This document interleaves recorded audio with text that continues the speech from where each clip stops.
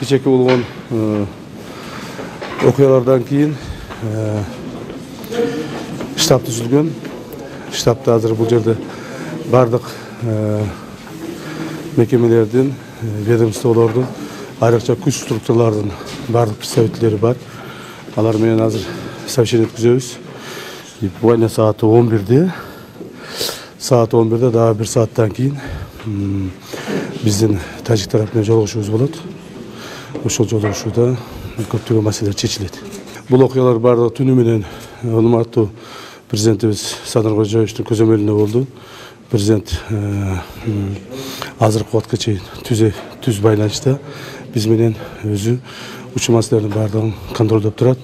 Андан сырткары кечеки болгон окуялар боюнча коомчулукка маалымат берип кетсек,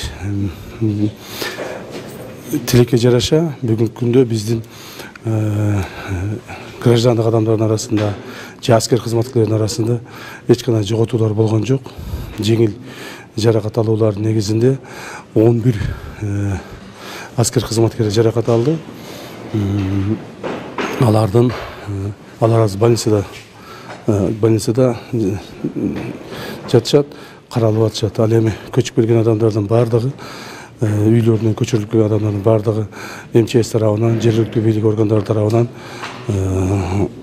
бардык нерсе камсыз болгон. Ал маселелердин бардыгын бүгүн комиссия түзүлөт. Комиссия ошолордун баарын карап чыгат.